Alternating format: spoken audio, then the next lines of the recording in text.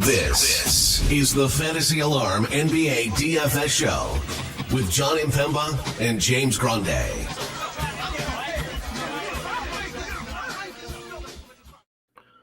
What's going on, FA Nation? John Impemba here with James Grande. Welcome into the Fantasy Alarm NBA DFS Playbook live show. It is Tuesday. We have 4 games on this DraftKings main slate. Grande, how are we doing today, my friend?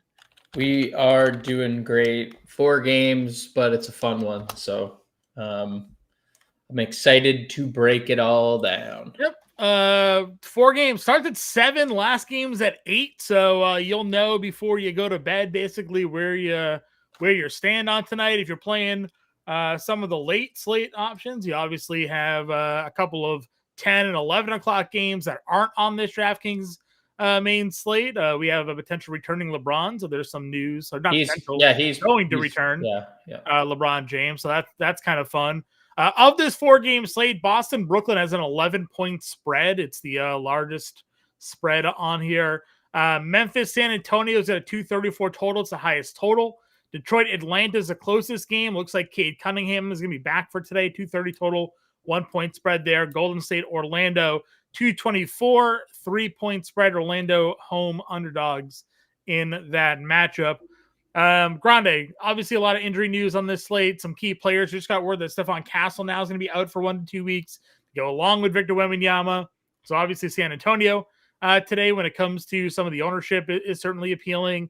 How are you going about building some lineups? I mean, obviously the top spends on Cade is the only guy up over $10,000 at the point guard position. There is Cade and there's Curry. If Cade is in, are you in spending up for Cade Cunningham tonight? Okay, I was just looking because I was making sure because you said if and first you said looks like Cade's going to. I was scrambling to see if I missed something. I mean, I assume he might. I mean, we don't have a definitive word. He was listed as questionable. I was just earlier today they kind of gave updates on everybody. They like ruled some guys out. They only Karras. Everyone else was ruled questionable, which right. I don't know what that means for anybody. Well, that's why I was saying. No, I feel like if one guy was out, we'll see. I guess second leg of a back-to-back, we had theorized maybe that they saved him on the front leg last night to play tonight. Obviously, if Cade isn't playing, it changes some things for us. But I thought I just missed it. I thought I missed something because if Cade plays, I'm fine with it. Sure. I think 11,000 is expensive. There's no other like real spends. I don't know if you need to get there today. That's probably on this slate. Not probably. That's definitely the best game, like the actual basketball being played. So if you end up on Cade, obviously he has a massive ceiling. And if he plays, you basically can't play anything else except him and Jalen Duren. It's basically like curtains for everybody else. But yeah, I mean, dealing with a hip injury, you have to obviously factor in what do the minutes look like upon return. It's been a few games since he's played. He's missed 3 games in a row. Do you think he's a guy that gets limited upon a return? Do you think he's just, to me, he feels like a guy that just, when he's good, he's out there? I mean, I think that there's a difference between like limiting somebody and playing like if he plays 33 minutes tonight versus his normal 37, 38, that wouldn't surprise me. Okay. And I think at 11K, I want 37 minutes. So if we get word that he Bickerstaff says, no, he's good, then sure. I don't think I have any problem getting here. It hasn't currently, I have not thought of Cade Cunningham as a must play. Now, if he's ruled in and Asar and Toby are ruled out and we already know Karis LeVert's out, then I think that it's possible. But you also, I think, have to factor in, like, I know what you're saying, and I don't necessarily disagree, but bringing someone back from a hip injury while you have a miniature version of him currently going doesn't hurt. Sure. Like, to kind of just like, hey, instead of 38, we'll give Danis a couple extra minutes tonight. I don't know if you've seen during your off time how well he's played, but like, well, they could play him together with no Karras. They could also do that because Cade is obviously a massive point guard. I am good with Cade if he plays. I am not fully sold on Cade. The surprise of nobody, De'Aaron Fox is the highest roster point guard on the slate. And that's one of the reasons why I think like it's easy to just start at point guard today with De'Aaron Fox. Yeah, you and 45% of the field. And I'm good at basketball. End quote. Who said it? De'Aaron Fox. Like that's 50 fantasy points in back-to-back games, basically team to himself-ish, when no Castle, no Wemby. Still some really good players around him, as we've highlighted on the preview show, and we'll get to it.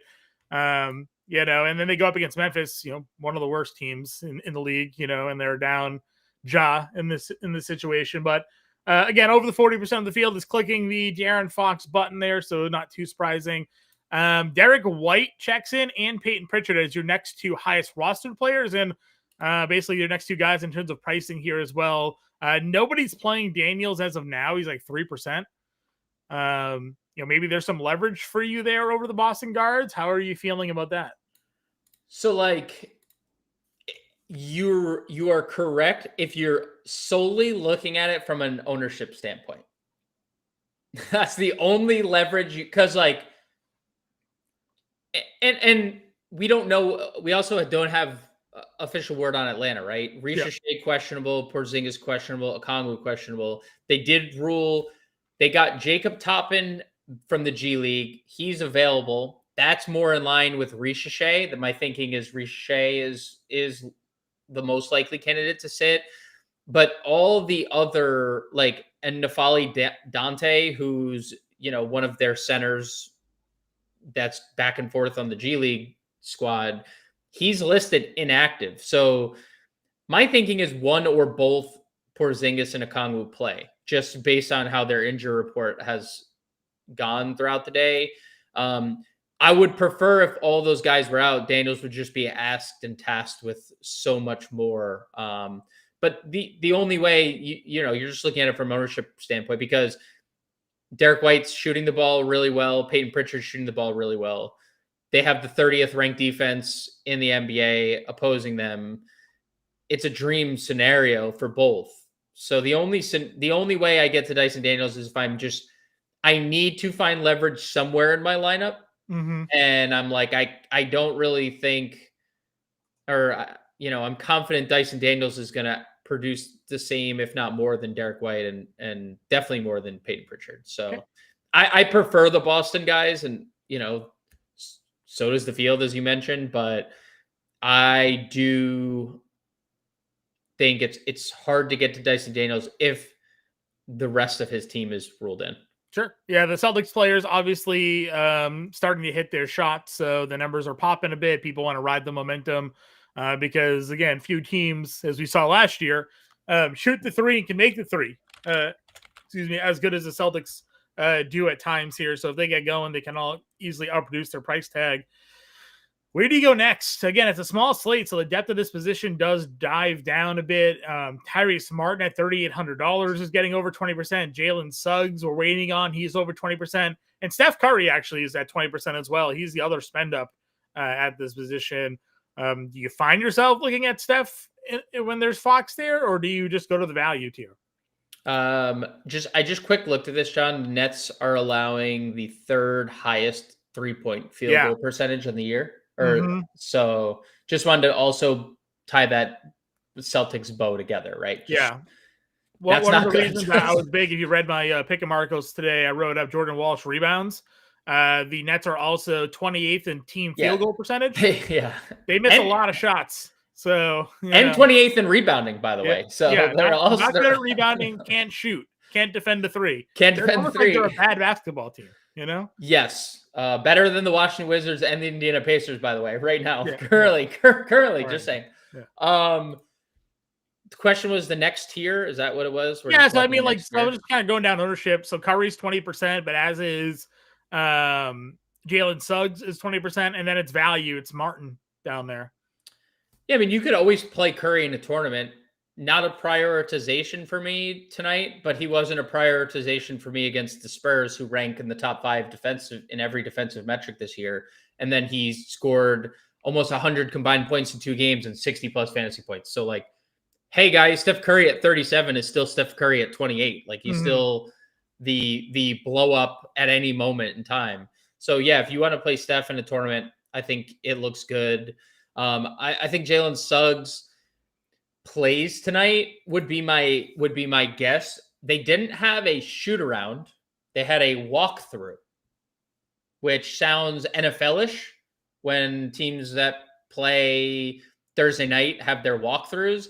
Jalen Suggs went through the walkthrough. So my assumption is he's playing. So I have no issues with Jalen Suggs. He's been super good per minute without Paolo Banchero this year.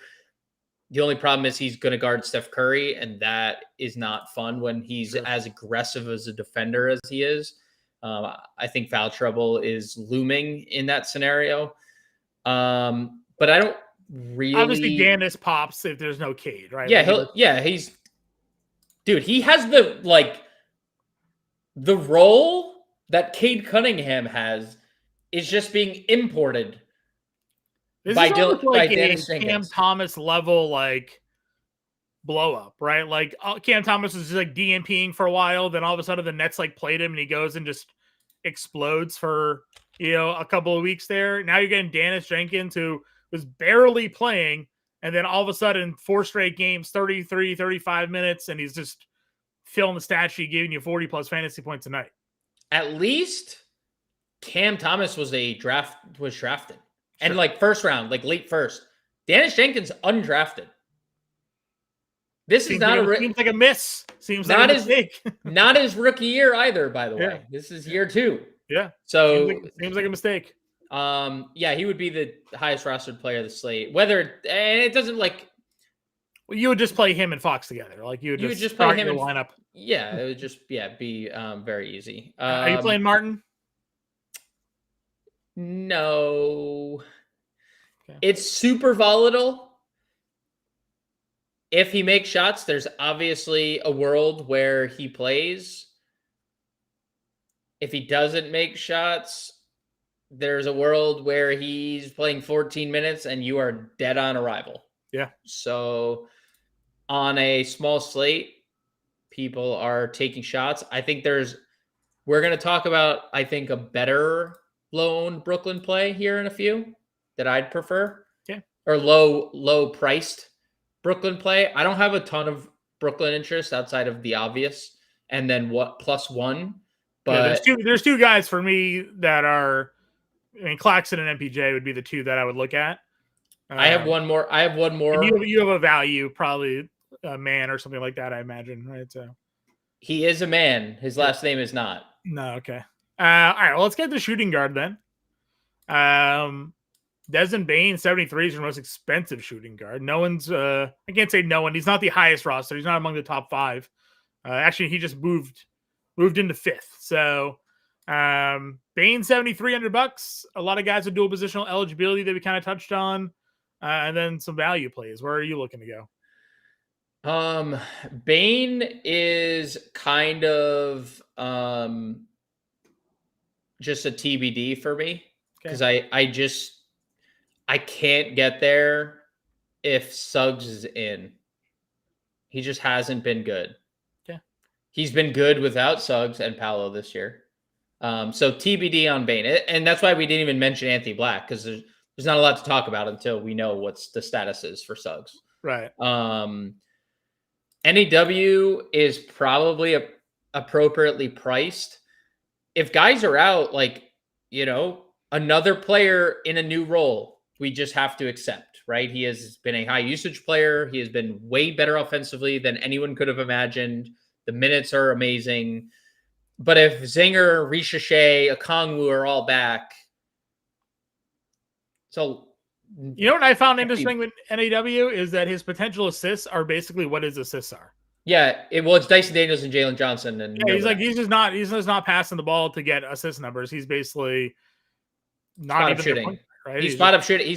No. He may bring the ball up. It's like Jamal Murray may act as their like. Yeah. And then they throw it to Joker and he runs the offense. Right. We're operating through a hub. Like you're not like NAW was a 40% 3-point shooter. He knows his role. He's just better offensively this year. Yeah. I just, if everyone's in, I'd stay away. Pritchard looks good. Coward, the numbers look pretty good for him. Sans Ja. The usage is a little concerning.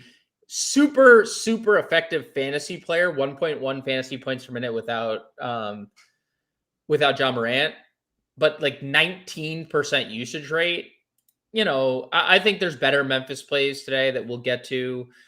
No interest in pods, honestly. Like no, and honestly, perfect timing. Better stack Golden State or Spurs. Ask Anthony here.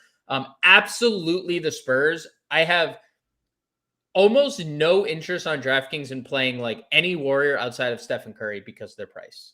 Their price, it's all disgusting. Yeah.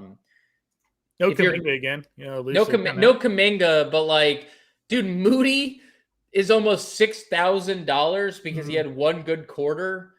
And like Pajemski has no, it's just disgusting pricing. Sure. I would say just Spurs in general. That's like it for me above 5K. I think the most interesting talking point for me today is Julian Champagnie. And you're a fader on this usually, aren't you? Oh yeah, big time. I mean, he is like a fine real life basketball player that when he makes shots has a ceiling, but he's a super low producer in like basically every other category. And in every scenario you tell me he's been in this year, he's a low fantasy point per minute player. On the year, low usage player. 15% on the year as a baseline, 16% without Wemby and Castle. He's a 0.77 fantasy point per minute baseline. It drops without Wemby and Castle this year, 0.72. And like, why? Like, it's another one of these plays. I was for 2.5 quarters last night. I was correct on Miles McBride, and then he got hot in the fourth quarter and smashed. I am more than willing to like. The Spurs have a ton of rotation pieces, at least on the McBride front. Like the Knicks don't, right? They played 7.5 guys again last night. The Spurs might play 10 guys tonight, double-digit minutes. So. And we've talked about liking Vassell and liking Keldon as better spot. I mean, this is what Warren's saying, right? The fact is that the majority of Champagnie's shots are all threes. Correct. So if he does just get a night where he shoots the 3-ball well, correct, he's going to go for 20 plus fantasy points. And then he is a guy that gets steals. So, it's a risk reward. And the expectation is that there could be more minutes potentially for him, obviously, tonight with the way the rotation is. And if he gets 35 minutes tonight for whatever reason, he's capable of giving you 23 fantasy points. Which Memphis gives up a lot of threes. They don't really. They're league average in terms of field goal percentage. So they. Over 30% of the field's playing, or earlier. It's right around 30%. Yeah. It's you are taking a stance, right? You are with the field at 4,700, or you are taking a shot that he doesn't make his threes, and that he is replaced by the multitude of options, right? Barnes, Sohan, Keldon. His rebounds better without Wemby? I mean, like earlier this year, he was actually rebounding the basketball well. So there was like last game, there was 2 players on their team that rebounded. Like all the potentials went to Luke Cornett and Keldon Johnson. And that was last game without Wemby. Julian Champagnie had 3 potential rebounds for all players that played at least 1 minute. He was lowest on the team. That is including Bismack Biyombo, who played 1.9 minutes and had the same amount of rebound opportunities than Julian Champagnie. Yeah. It's I mean, obviously he's a perimeter player, so he's not like hanging around the rim, but it's kind of, you look at the earlier season numbers, 7-7, 5-5, 9, 6, 9, even 4. Like if you get those numbers, like you're in a far better situation than 2, 2, 3, 2, 1. So it makes me wonder where the rebounding went with Champagny there, and if potentially it's something that could come back tonight. Well, Because again, if it does, if he just gives you anything else, because the 12 and 14 points is good enough. If he just gives you anything else, then he's going to hit his value. And he's 4,700 too. He's not really been much cheaper this year. So it's a different team this right now. Like I know there's no Wemby, but Cornette back. They didn't have Sohan, obviously good, like rebounder, always on the interior. Didn't have Kelly Olynyk playing earlier in the year. Like three front court players that are just like stay the hell away from this area. I look, if you want to play Champagny, play him. He's chalky, whatever. I'm not playing him. I'm not playing enough. If I get beat, say you're multi-entering, right? I'm lower than the field by a long shot. Okay. He's at 28%. I'm maybe half of that. Okay. 20 max. How many lineups? 2? I mean, he's over 30%, 20 max. 10% would be 2 lineups. Is he in 10%? Yeah, I'll be yes. 2 lineups out of 20. I'm going to I think there's other I'm going to take a stance on like a similar price player at the next position that we're going to talk about that's getting no ownership, and I'll just play that instead, or 2 of them that are getting much lower ownership at the next position that I will take a shot on instead of him. Suggs is a true game time decision. Apparently, if he gets ruled out, I imagine Black does pop for you a little bit. Yes, he will. He's still also not like a super high fantasy player, but the minutes will just be undeniably good. Right. Anybody else here? Man's getting 20% right now. Yeah, he's fine. No like real objection. I think Krejci becomes a little bit interesting depending on what news breaks in Atlanta. Like I said it on the show last night, I think if Ricochet sits, there's 2 options, and it depends on, they could go double big if Zinger and Okongwu play, or they would just start Krejci, I think, at the 3. I would, for the record, if Vic Krejci's starting, I would play Vic Krejci over Champagny as well. Sure. All right. Small forward, Jaylen Brown, $8,800, obviously against Brooklyn. Looking, one of the better spots on the board. They are big favorites here as well. Yes. He's only around 20% tonight, so it's not as if everybody's just diving into Jaylen Brown, which sometimes makes that a bit more appealing. Michael Porter Jr. is getting over 30%, and then we had the comment in there earlier, Vince Williams. Vince Williams is your mega chalk play. Everybody's basically starting their day today with Vince Williams and De'Aaron Fox. Okay, we'll just get Vince. We'll do Vince, and we'll get him out of the way. Easy plug and play for me. Started the last time John missed a game, he started at point guard. Last game that John left, he started the second half at point guard. He played like 15 and a half second half minutes. So, you extrapolate that over, he plays over 30 minutes. And in the game he started, he lost basically the whole fourth quarter run as well. So Vince has 30-minute upside as a starting point guard. He's like basically a fantasy point per minute, 0.97. Yeah. Easy plug and play for me tonight at 4K. I wrote up the over assist for him. They only have it at 3.5 today for Vince Williams. Ooh, good. That's a good number. His last 2 games, potential assists were 11 in each game. So dude, it's lost a lot of time to blow out in the Boston game and didn't start the Cleveland game. So like even then he had 11 potential assists and only converted 2 of them. So right. I'm very high on Vince. I think not a lot could take me off of him so long as he's starting, right? Which presumably is 4K and 50% ownership kind of make you have to play that. So we'll go back to Jaylen. I have a trivia question, John. Okay. Do you know who has allowed the most points in the paint in the NBA this year? I'm assuming it's Brooklyn. Do you know who likes to get to the rim? Jaylen Brown does. He does. We talked about like how good Boston is shooting threes. And if you're looking for that, it's Derek White and Peyton Pritchard. Yeah. Jaylen Brown has a really big opportunity to score boatloads of points tonight. 30th ranked defense. They're technically tied for 29th with Indiana in points in the paint. I sent you that stat the other day, and obviously it was a little bit delayed, so Pritchard had fallen back, but he had like one of the better drive field goal percentages in the NBA at the time of that show. Yes. Now it's like volume wasn't matched up, but like because Jalen is, obviously the guy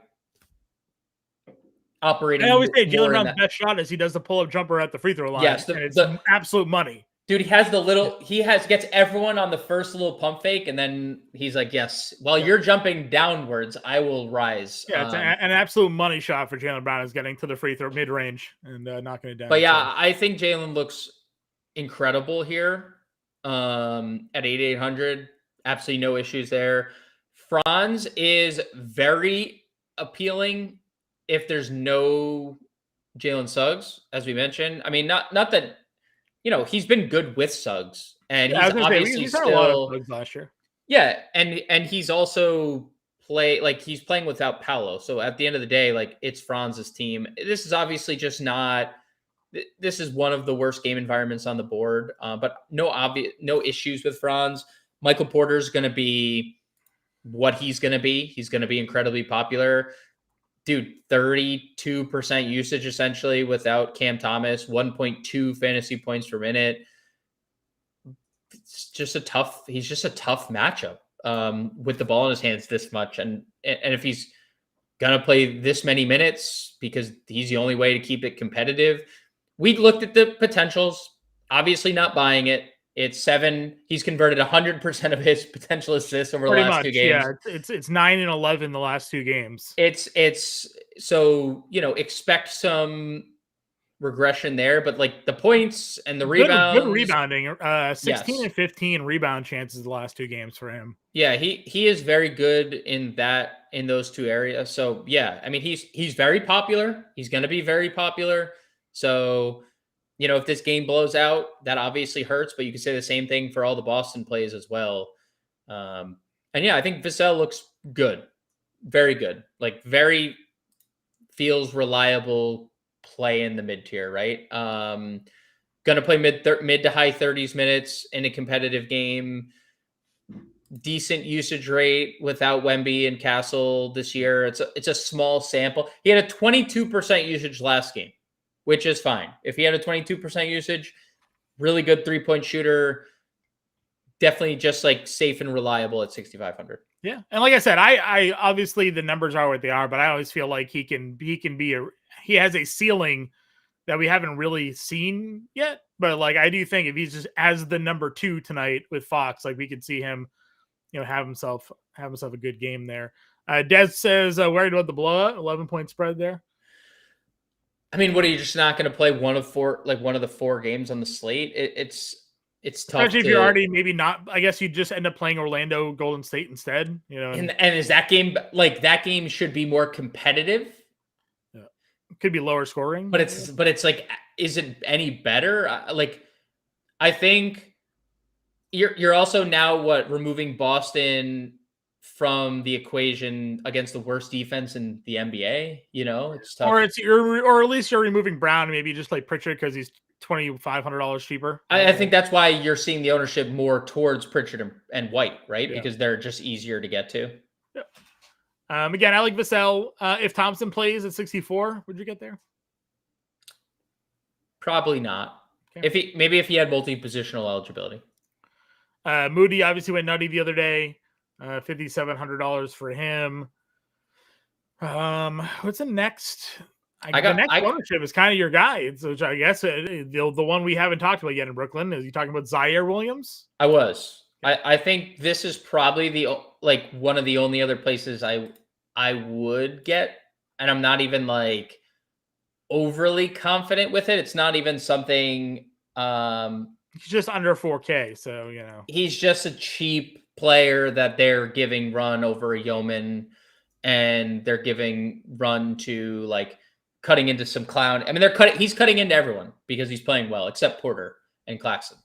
I have 2 other takes I want to get off here that, and the reason why I would prefer these players over Champagny. Keldon Johnson's one. I would prefer to play Keldon Johnson. He is a super good fantasy player. The minutes, if they're anywhere comparable to Julian Champagny, he smashes in fantasy. He had a 21% usage last game, 1.1 fantasy points per minute without Wemby, 16 potential rebounds last game for Keldon Johnson. Second most on the team without Victor Wembanyama, right? Luke Goes Cornett was through these runs like every year. We're like, every year. look at this man. Every year. So I like Keldon 52. So that's one of my players. And then I will, in all those lineups that I'm not playing Julian Champagny at $5,000, I'd just rather play Tristan da Silva.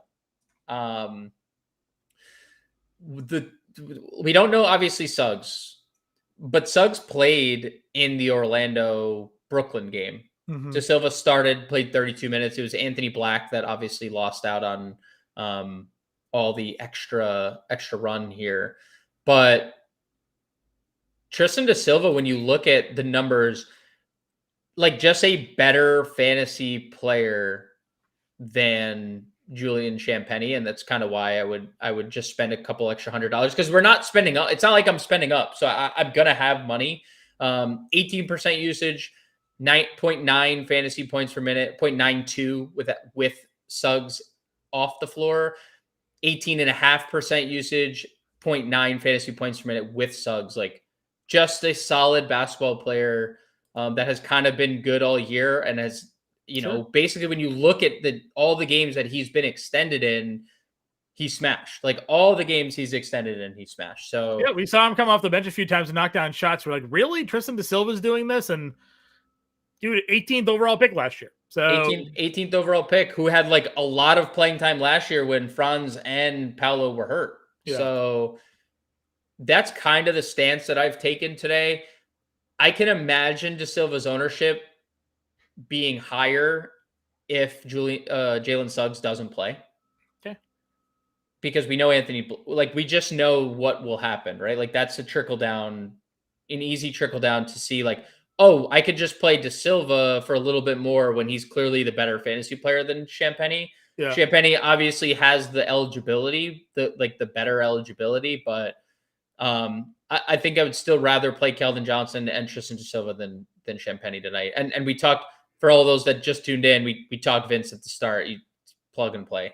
And Vince also a power forward at the eligibility is 46% right now. Right, so, right. The next highest roster power forward is also Santi Aldama. So staying with the Memphis, the next three technically in ownership are all with Memphis, Triple J, Aldama, and Vince Williams. How interested are you in the other two of Santi or Jackson? John? Clown mask is on. Going back to Triple J, are we? I don't know. I haven't I haven't fully decided whether or not I am just looking at all this tomorrow news. It's just throwing me off. Yeah. I haven't decided whether or not I'm going to Jaren. What I will say, just this year, despite like all this poor play from Jaren Jackson, 29% usage, almost 1.2 fantasy points per minute. I'm surprised to see the ownership where it is because it wasn't this high earlier in the year. You know, like it wasn't earlier in the day, rather. Yeah, sorry. Day, yeah. He was like low owned all day. So I'm okay with Jaren. I don't love that the ownership skyrocketed. That would probably be the one thing that would kind of scare me off. I do like the Aldama play. The minutes have been pretty secure, and so has the production without Ja. Almost 24% usage, over a fantasy point per minute, closer to 1.1 if you want to round up. So I would probably kind of like how the field is doing it too. I'd probably rather play Santi Aldama than I would Jaren Jackson. My only thing with Jaren would be if the ownership ends up dropping, then it's something that we can start. Then it's something to start discussing. Sure. The man that won us a lot of money the other day is Jalen Johnson. He's only 10% right now, coming off a 50 and then a 92 fantasy point performance. Do you need everybody out to get to Jalen Johnson at $9,500, or are you still comfortable playing him if Okongwu and Porzingis and crew are active? The Porzingis one is interesting because he's such a high usage player, and but at the end of the day, like, no Trae Young, Jalen Johnson has 1.5 fantasy points per minute. That's a good number. Yeah. The problem, truthfully, is how good Detroit defensively is. They're second in defense. They allow the fourth fewest points in the paint. Oklahoma City, San Antonio, Boston, by the way, are the top three in terms of points in the paint. Beef Stew and Duran have been nasty defensively on that end, just contesting shots. So that would be my one concern. Like, Jalen is a player who is developing a three-point shot, but Jalen John, like, make no mistake about it, this is a guy who attacks and is like going to the rim with relentlessness. So I am definitely in always. You don't have to sell me on Jalen Johnson. You know, I've been riding the freaking bus. I was the bus driver for Jalen Johnson. Yeah. So you don't have to sell me. I am just saying, like, it is a tougher spot with how good Detroit has been defending points in the paint.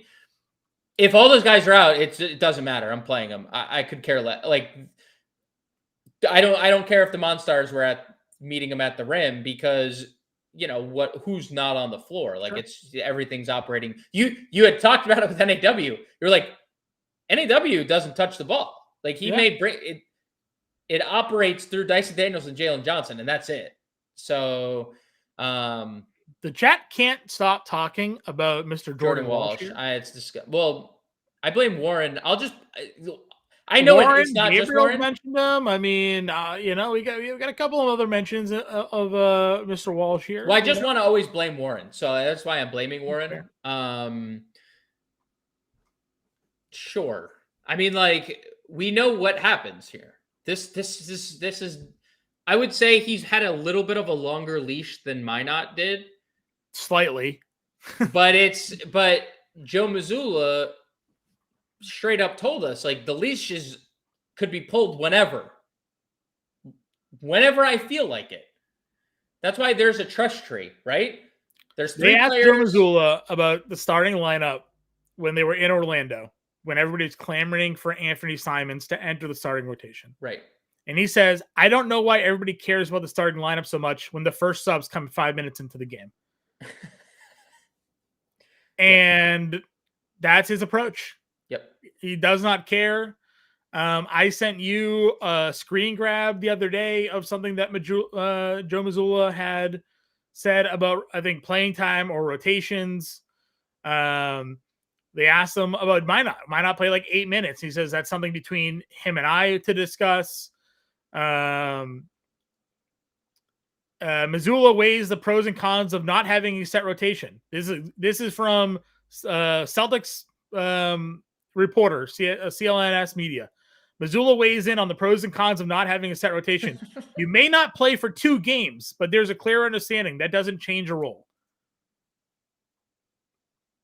So, I mean, I don't know what to say. I will then say today was another article written by the same reporter,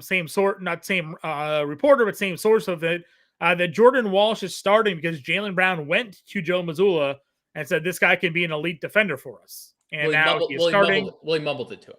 Mumbled it to him. They gave each other like mumbled head nods about Jordan Walsh. Again, I'm a Celtics fan. I live outside the city. I watch the Celtics play. Jordan Walsh is your typical just high energy guy.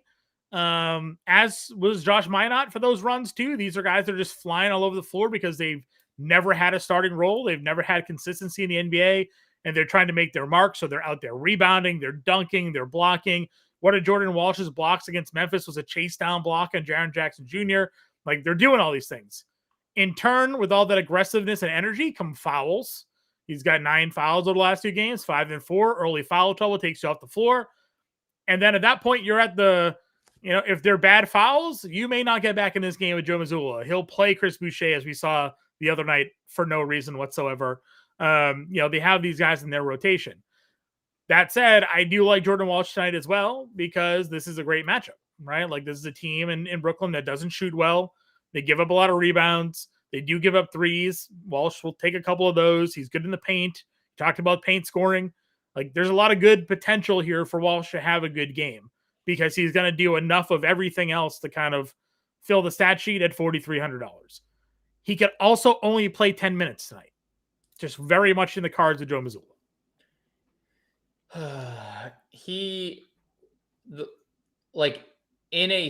Whatever the blowout was the other day, 40-point win, whatever, he closed in the blowout, but he also only played 17 minutes in that whole game.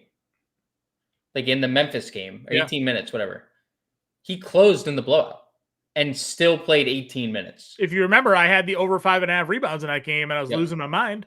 Yeah, and they put him back on the floor. And then they finally put him back on the floor, and he got the 6th rebound. Like, it's a tournament play that is not reliable. So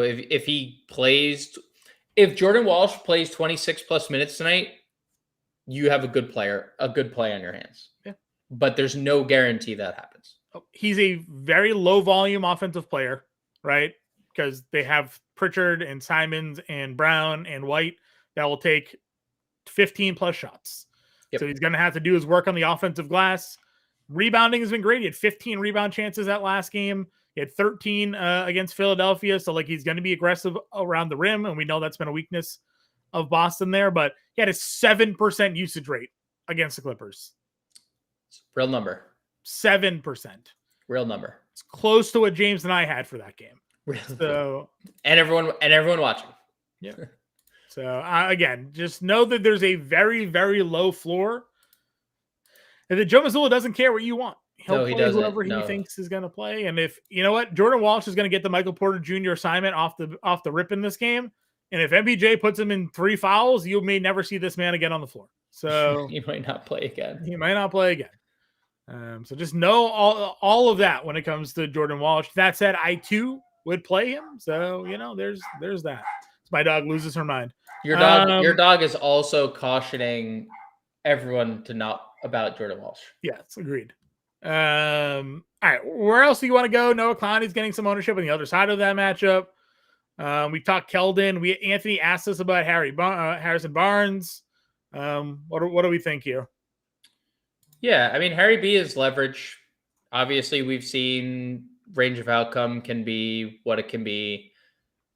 He's unowned. So if you want to play Harrison Barnes on a slate where no one's playing Harrison Barnes and he makes a bunch of shots, then that's great, right?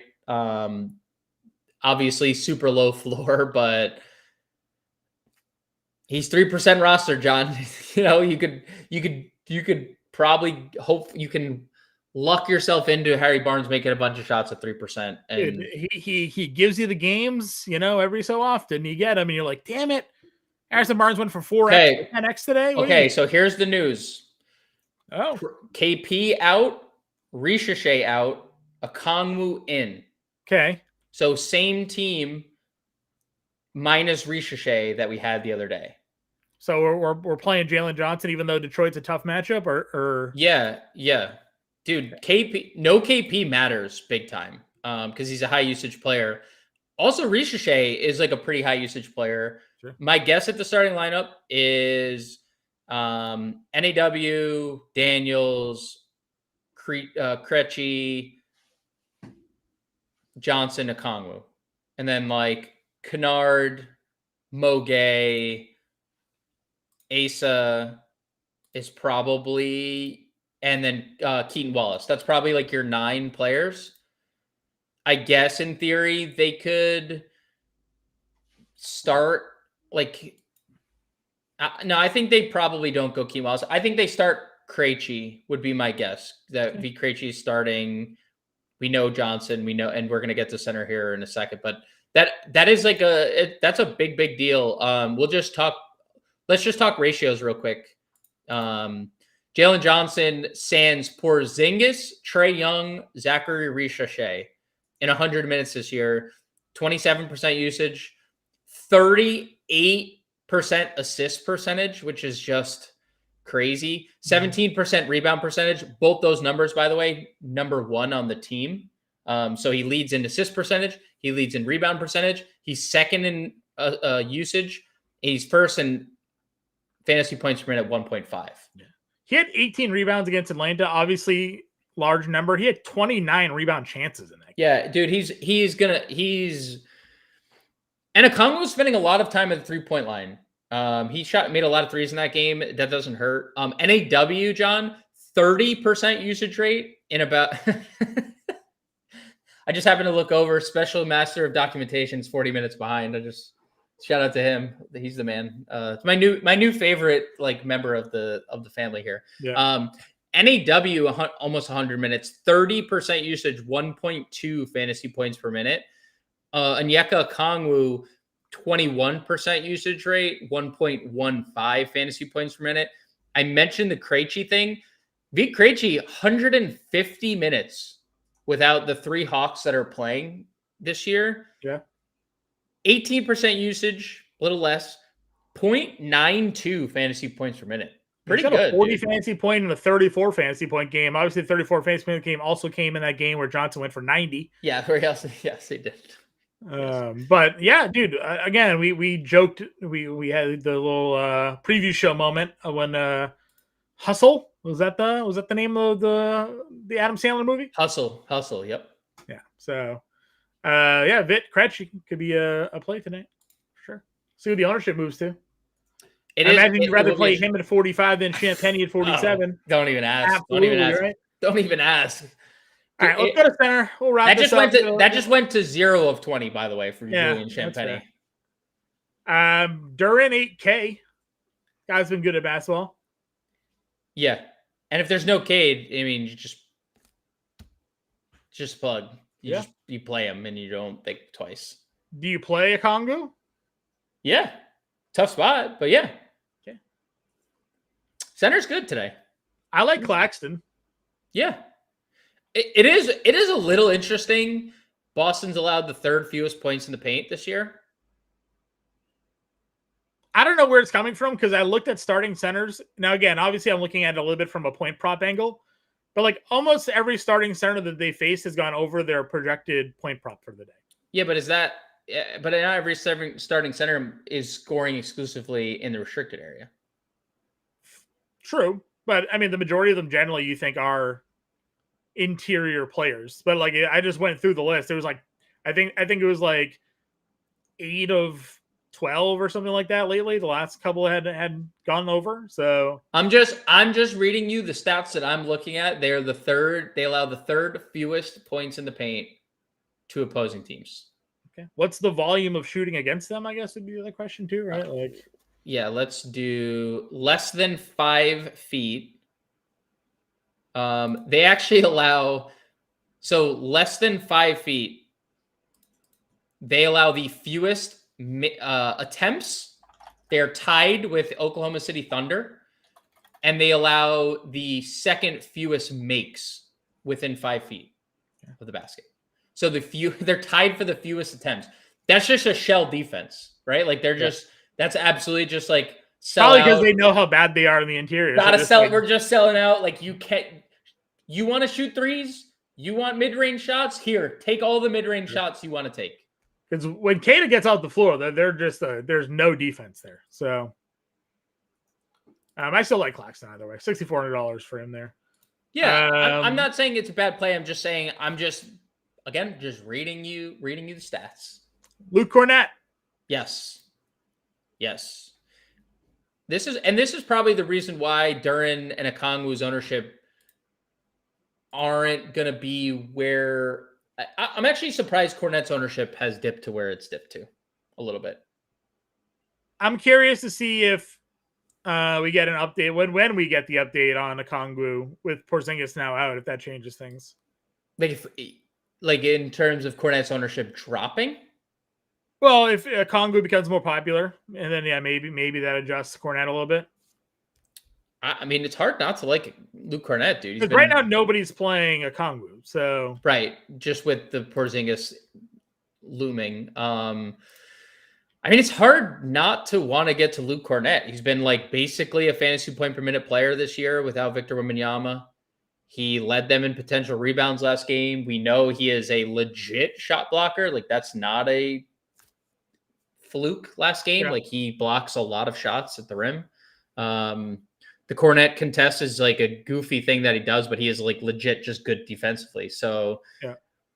Why would we think the minutes go anywhere, the rebounds go anywhere? You know, like he's just a good basketball player. I took the over 19.5 points and rebounds tonight. It's a good number. It's a good number, dude. It's a good number. All right. Anything else here on center? Oh, we got a birthday dinner for Duran. Oh, it's of course Warren bringing it up, dude. It's oh my god. Kelly O, Kada. I think Kata's interesting, dude. I keep saying 3.5. Like he's I should just probably put him in the trust tree. Like, I mean, the minutes are they have good. No other centers. I've been saying this since opening day. Yeah, they've whittled them down, right? It's just Kada and Garza. That's it. Those are your two that they play. I would say it's hard for me to like Nemus as much as I probably it's a great matchup. He's going to play minutes. I am shocked that Cornett's ownership is where it is. So I would probably just play Cornett. But yeah, if you want to play Nemus, they're similar. Him and Cornett look awfully similar. Anything else here? Yeah, I mean, you mentioned Kelly O. Dude, he was second on the team in potential assists last game. Yeah. That's just what he does. I mean, 2 for 5. He is the picture next to in there for a good time, not a long time. If there was a player image, he would be next to it, right? Like Olynyk would probably be the poster boy. 2 for 5, but there's also, I mean, we've seen him take 18 shots in 18 minutes before, right? So like, there's a ceiling for Kelly O if he just gets on there and like gets the ball, you know, right? Like he legit might take somewhere between like 8 and 10 shots, and that wouldn't surprise me. And he's just good. 18 minutes. Yeah, he's very good. He's very good ancillary. He is a fine value. Like we always talk about. There's punts like Olynyk and Garza and what were his touches in this game? Let's look at touch time. Let's look. He had this game. Kelly Olynyk, time of possession. He had 43 touches. So he had 43 touches in 18 minutes. That is tied for 4th on the team. 4th. I get that's crazy. I wish he was 3,200 still. 3,800. Yes. Obviously, it's like you're getting close to needing 20 fantasy points out of him, which he still got anyways. But if you're telling me, so the thing is, like, I don't know where more minutes would come from, right? Because they probably wouldn't last game, so like there isn't really more minutes. No, they wouldn't. Stephon Castle's unless Cornett gets in foul trouble. Yes, that would be the only way, or they explored the double big route like they were doing with Wemby. But it's just I don't think they would do it with these two. And he can absolutely give you the Jalen Smith. You know, he could get yes, he could. Just for the record, and just to crap on Julian Champagnie one more time, Julian Champagnie had 31 touches. That would rank 1, 2, 3, 4, 5, 6, 7, 8th on the Spurs last game. The only player that played more than 10 minutes that had fewer was Jeremy Sohan. He was the only player who had less touches than Julian Champagnie. Sure. All right. Build a lineup time. Yeah, let's build. Julian Champagnie. Vince. Yes, Vince. And De'Aaron Fox. Then I guess that's. I mean, do we just play Jalen Johnson now? Are we in Johnson category? Yes. Yes. Okay. Yes. $5,600 here. Probably Cornett at center. Yeah. There's a lot of good. Well, I think I am firmly in on Cornette with TBD on everything that happens in Detroit because I will just immediately pivot to Jalen. Yeah, right. Exactly. What's the next? Michael Porter? Asar Thompson is currently going through his pregame routine. Okay. So no word on Cade? No word on Cade. But there's also like people have like their different pregame times, Yeah. So yeah, that is the only notice that I have. Okay. Al Horford playing give me one more guy. One more guy. You added Cornette. I will say one more player is definitely in the forward position. Silva, 5K? I was gonna say Aldama, probably 45. Aldama. I was gonna say Aldama. Okay. Yeah, that would be my pick probably. All right. Pending, obviously, final information on the injury statuses there in Detroit. We got Fox, Williams, Johnson, Cornette, and Aldama. Full lineup will be in our Discord. Appreciate you guys tuning in each and every day. There's the ownership.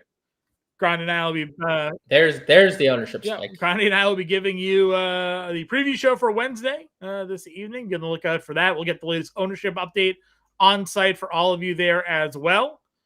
Any final words of wisdom here? No, everyone. Good luck tonight. We'll see you for Wednesday's preview show and Love it. live. See you guys.